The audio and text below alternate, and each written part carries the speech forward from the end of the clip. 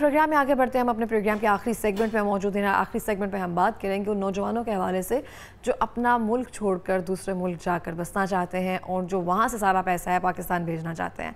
तो बहुत सारी ऐसी चीज़ें हैं जो अगर आपको लगता है कि आप मायूस होकर दूसरे मुल्क जा रहे हैं तो मुझे लगता है ऐसा नहीं करना चाहिए। लेकिन अगर आपको लगता है अपनी ग्रोथ के लिए, अपनी ज़ात के लिए, अपने घर वालों के लिए, इवन पाकिस्तान के लिए या फिर आपके किसी उसके लिए आपने जाना है तो फिर जाना तो ज़रूर बनता है। इस हवाले से जानेंगे कौन से ऐसे ममालिक हैं जहाँ पे बआसानी वीज़ा हासिल कर सकते हैं। यहाँ पे हम पाकिस्तान से वहाँ जाकर परमानेंट रेजिडेंसी या बहुत सारी सिटीज़नशिप हैं जहाँ हमें आसानी से मिल सकती हैं, जहाँ पे हमारे पास रिस्ट्रिक्शंस नहीं हैं।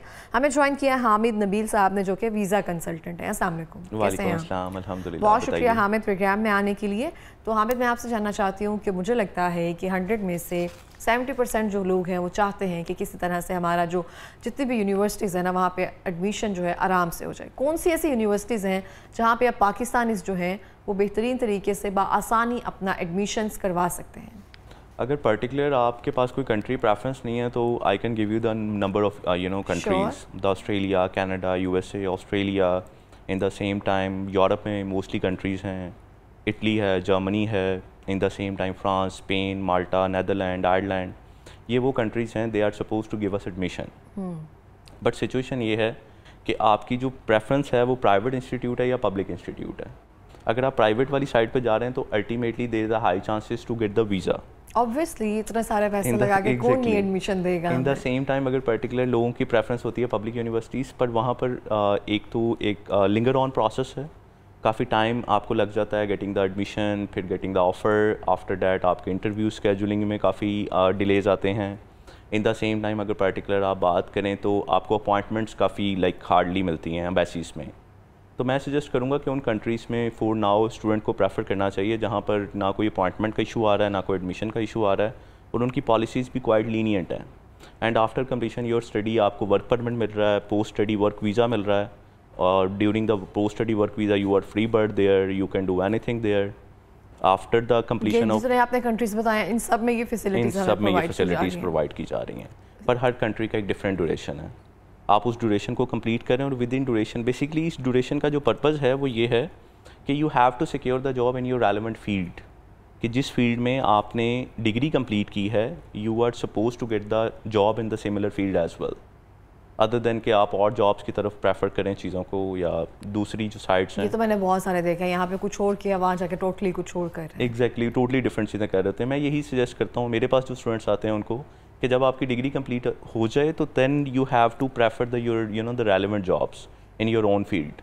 तो अल्टीमेटली अगर आपको कोई एम्प्लॉयर ऑन कर लेता है तो you are suppose to get the sponsorship there, तो उसके बाद आपका सिटीजनशिप का प्रोसेस स्टार्ट हो जाता है एज़ कम्पेयर टू कि आप पर्टिकुलरली अगर जाएँ दूसरी साइड पे और जॉब्स वाली साइड पे, और after completion your PSW you will be in the trouble situation. तो उस ट्रबल सिचुएशन को अवॉइड करने के लिए मैं यही काउंसिल करता हूँ अपने स्टूडेंट्स को। हम प्री स्टडी और पोस्ट स्टडी दोनों सर्विसेज देते हैं अपने स्टूडेंट्स को। ओके अच्छा, अभी हम देखते हैं बहुत सारे लोग जो हैं कहते हैं कि अभी आपके पास पैसे बहुत ज़्यादा होने चाहिए, ये सब चीज़ें, कुछ ऐसी चीज़ें होती हैं जो हमें दूर से देखकर बताई जा रही होती हैं ऐसा ऐसा है। कौन सी ऐसी मिथ हैं जिनको आप तोड़ना चाहते हैं कि बाहर जाने के लिए ये सब नहीं करना पड़ता, इन झांसे में ना आए, या ये सब चीज़ें जो है आपको करनी चाहिए लाजमी, कोई स्किल या इस तरह से कोई मशवरा? पर आजकल इंडस्ट्री में एक चीज़ चल रही है डन बेस, like you are suppose to pay this much amount and you are getting your visa after this.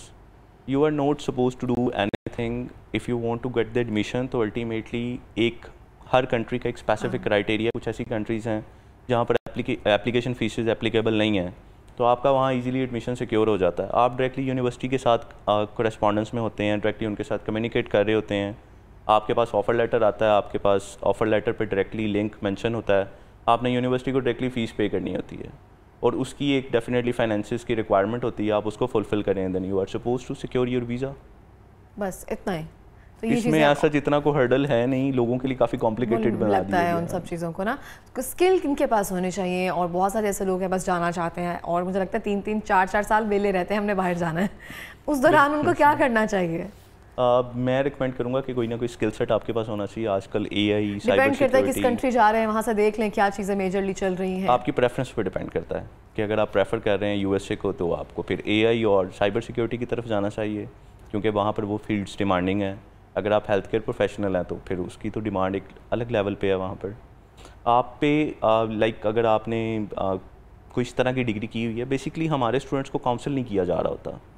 Once they have done their intermediate ना, तो अल्टीमेटली कोई उनको कहता है जी इंजीनियर बन जाओ, कोई कहता है जी डॉक्टर और डॉक्टरेट की तरफ आपने जाना है, मेडिकल प्रोफेशनल बनना है, कोई उनको कहता है जी आप आईटी की साइड पे चले जाएं, कोई उनको अकाउंटेंसी की साइड पे ले जाता है। तो एक मल्टीपल उनके पास ऑप्शंस आ जाते हैं। They are not suppose to get their on direction. अब कोई बिजनेस में इंटरेस्टेड है, अगर कोई एंटरप्रेन्योर बनना चाहता है तो अल्टीमेटली आई थिंक कि उसको एंटरप्रेन्योरशिप की तरफ जाने देना चाहिए। अगर किसी का आईटी में इंटरेस्टेड है और वो टेक्नोलॉजी से काफ़ी टेक्नोलॉजी लवर कुछ बच्चे होते हैं, तो उनको मेरी रिकमेंडेशन यही होती है कि उनको टेक्नोलॉजी आईटी वाली साइड पे ही जाने दें। सीम्स लाइक हर बच्चे की एक अपनी प्रेफरेंस है। जब वो अपनी प्रेफरेंस के अकॉर्डिंग डिग्री कंप्लीट नहीं करते और after that they are suppose to do struggle in Pakistan. बहुत सारे लोग ऐसे हैं जिनको यूरोपियन कंट्रीज़ में जो एडमिशन्स वगैरह हैं वो नहीं मिल पाते हैं। तो आजकल मैंने देखा है एक रुझान ऐसा बढ़ता जा रहा है कि आप मलेशिया चले जाएं, वहाँ पे 2 साल अपनी डिग्री जो है वो कंप्लीट करें, देन उसके बाद आप किसी भी यूनिवर्सिटी में जब अप्लाई करते हैं तो बआसानी आपको सब चीज़ें मिल जाती हैं। ये जो तरीका बताया जा रहा है ये दुरुस्त है, करना चाहिए या नहीं करना चाहिए? Why not, this is a good idea. अगर आप अपनी रेलिवेंट फील्ड में आगे फर्दर प्रोसीड करना चाह रहे हैं स्टडीज़, तो I think you should go there. Malaysia is a good option और नॉट? क्योंकि मैंने भी देखा था इसकी बहुत सारी कंपेन्स चली थी। अब ये पीआर है या समथिंग इस तरह से, ये डिसाइड करना जो है मुझे लगता है वीज़ा कंसल्टेंट्स का काम होता है। Something is better than nothing definitely. आपको पता है कि मलेशिया अगर comparatively USA, Canada, Australia, New Zealand से कंपेयर किया जाए तो उस लेवल पे तो नहीं है, बट अल्टीमेटली अगर आपके पास वहाँ पर कोई अपॉर्चुनिटी अवेल हो रही है तो you should go there. But जो टीआर की वीज़ा, जिस तरह अपॉर्चुनिटी कार्ड, चांसलर काटे का एक ऑप्शन आया था जर्मनी का, and they have around the 5,000 allocations, but they got the more than 50,000 applications in a single go. तो ultimately they have stopped this, but still market में वही situation चल रही है कि the chancellor card is still available, the opportunity card is availability अभी भी है, but अभी तक मेरी इंडस्ट्री में मुझे इतनी देर हो गई, आज तक मैंने अभी तक उसकी कोई सक्सेस नहीं देखी। सही हो गया। तो हम देखते हैं सिटीज़नशिप, पीआर, टीआर, इन सब के बारे में मुझे बताएंगे कि पाकिस्तान में रहकर कुछ लोग कहते हैं या फिर वहाँ जाकर सिटीज़नशिप मिलने में कितना टाइम लगता है, इस हवाले से कुछ गाइडेंस जो है वो प्रोवाइड करते हैं अगर आप? अगर किसी के पास 16 ईयर्स एजुकेशन पाकिस्तान में है and he wants to go towards Canada and Australia, then Australia और कनाडा फैसिलिटेट कर रहा है आपको कि you can apply for the PR there, you will get the 5 years PR and after living 3 years there you will get your citizenship. लेकिन आपकी जो डिग्री है वो it should be relate to the IT, should be relate to the engineering in any discipline of the health care, in any discipline of the chartered accountancy as well. These 4 occupations are more demanding there. In the same time, the MBA graduates, the BBA graduates are supposed to apply for the skilled immigration. Basically ये एक pathway है जहाँ पर आप पाकिस्तान में बैठ के 5 years की PR directly apply कर सकते हैं. And once you get it, तो ultimately you will go there with your family, with your spouse and kids. मेरी तो स्पेशलाइजेशन इनमें से किसी में भी नहीं है। अच्छा, हम देखते हैं बहुत सारे लोग जो हैं यहाँ पे अगर हम ग्रेजुएट हो रहे हैं, यहाँ पे बड़ी बड़ी यूनिवर्सिटीज़ में हम एडमिशन्स ले रहे हैं, तो सालाना जो फीसिस है ना अब बहुत ज़्यादा बढ़ गई हैं। हम अच्छे वक्तों में पढ़ गए हैं, हमारे माँ बाप सही कहते थे, मुझे अभी इस बात का एहसास होता है। अब फीसिस जो हैं वो इतनी ज़्यादा बढ़ गई, तो आप उनको मशवरा देंगे जो यहाँ पर आपने पैसे लगाने हैं, थोड़े से और पैसे मिलाकर आप जाकर इंटरनेशनली जो है वहाँ पर आप अपनी ग्रोथ के लिए, पढ़ाई के लिए, किसी भी चीज़ के लिए जाना चाहते हैं, तो यहाँ पे बेहतरीन यूनिवर्सिटी में जाने से अच्छा है कि किसी बाहर के मुल्क की यूनिवर्सिटी में चले जाए? इट इज़ गुड ऑप्शन और नॉट?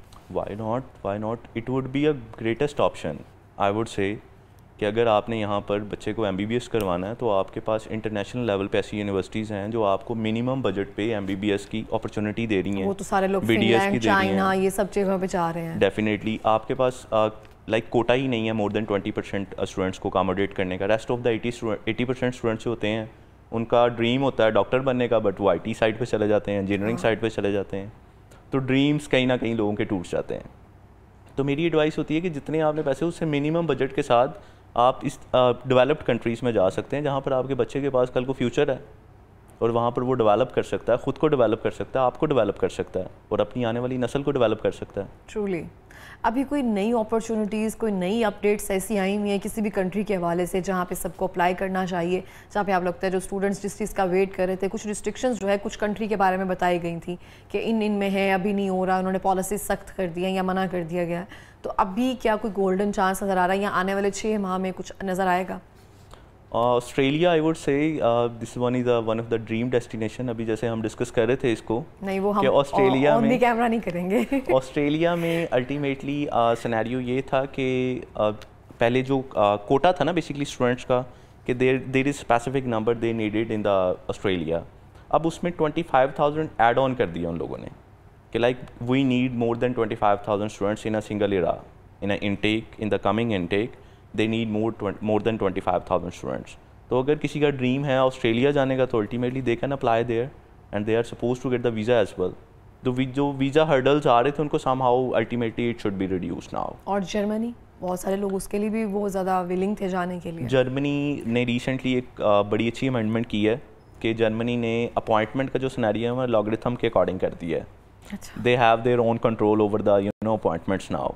आपको किसी एजेंट के पास जाने की ज़रूरत नहीं आपने डाली हुई है। किसी एजेंट के पास जाने की ज़रूरत नहीं, किसी कंसल्टेंट के पास जाने की ज़रूरत नहीं है। एजेंट माफिया लाइक इसमें कहीं ना कहीं डिस्टर्ब होगा।